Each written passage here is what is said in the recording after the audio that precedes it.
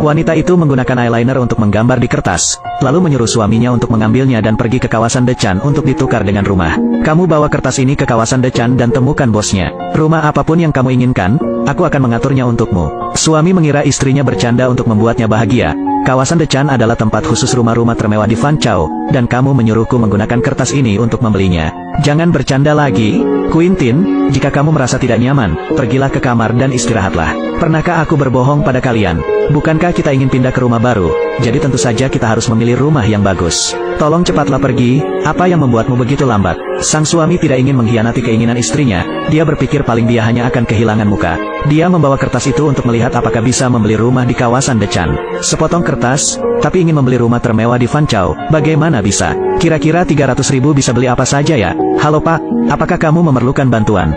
Bukan apa-apa, aku hanya melihat-lihat. Tidak apa-apa, kamu bisa berkunjung saja. Jika tidak keberatan izinkan aku mengajakmu melihat modelnya. Terima kasih. Si idiot itu membawa sampah ke sini lagi. Karyawan magang benar-benar tidak mengerti aturannya, sampah pun dibawa ke sini. Kalian berdua, Cao Tu, Li Tan, apakah kamu kenal pria miskin itu? Dia teman sekelasku di SMA, jadi kamu dekat dengannya. Aku hanya mengenalnya sedikit. Ibunya meninggal ketika dia masih kecil, meninggalkan dia bersama ayahnya. Dia hanyalah orang yang sering berkeliaran di jalanan, tidak bisa berbuat apa-apa, hanya berkeliling bersama teman-temannya yang bodoh. Dia hanyalah sampah di sekolah, tidak mencapai apapun, menempati urutan pertama di antara orang yang diintimidasi. Untungnya dia masih punya selera yang bagus, dia tahu aku cantik dan mengejarku selama 2 tahun. Tapi aku hanya menganggapnya sebagai anjing, bermain dengannya hanya untuk menghilangkan kesedihan. Kamu benar-benar hebat, dan anjing itu juga pasti menjilat kakimu. Apa yang kamu bicarakan? Aku hanya suka berbicara seperti itu. Kita sudah beberapa tahun tidak bertemu. Apakah kamu lupa bagaimana dulu kamu menguntitku? Sekarang kamu berani menguntitku lagi. Nona Li, dia adalah pelangganku. Tidak ada hak bagimu untuk berbicara di sini. Kamu jelas tahu di mana kawasan Dechan berada. Tapi kamu berani membawa orang miskin ke sini dan mengotori mata semua orang di sini. Aku hanya berpikir bahwa aku harus melayani pelanggan dengan baik. Apakah kamu masih berani membantah? Kamu sudah keterlaluan. Tuan, tolong lepaskan tangannya. Pemagang, apakah ini orang yang kamu bawa ke sini? Dia bahkan berani menyentuhku dengan tangan kotornya. Aku datang ke sini untuk membeli rumah. Jika kamu tidak menghormatiku, ada baiknya kamu diberi pelajaran. Apakah aku tidak salah dengar? Kamu datang untuk membeli rumah. Itu benar. Tahukah kamu di mana kawasan Dechan berada?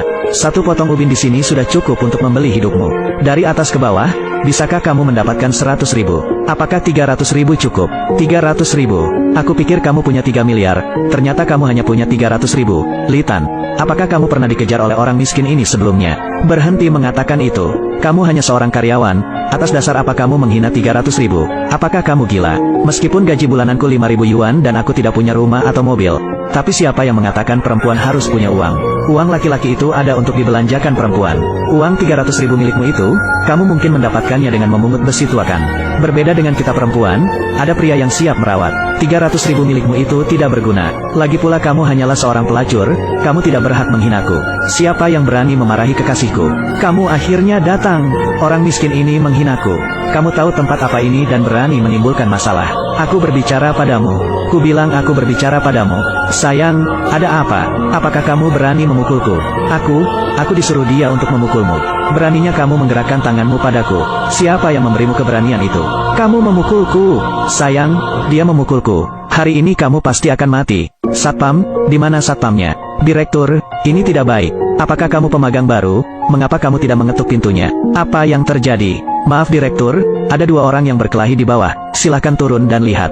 Berkelahi? Ayo pergi. Tolong usir orang miskin ini keluar untukku. Apa yang kamu katakan? Pukul dia sampai mati untukku. Tuan Truong adalah tamu VIP di sini. Jika membuat Tuan Truong tidak senang, kalian tidak akan bisa bekerja di sini lagi. Cepat pukul dia. Kamu berani melawan. Kamu tunggu saja aku akan melaporkanmu pada direktur. Saat ini direktur juga datang menghampiri. Tapi tadi sangka gadis licik itu akan berteriak lebih dulu.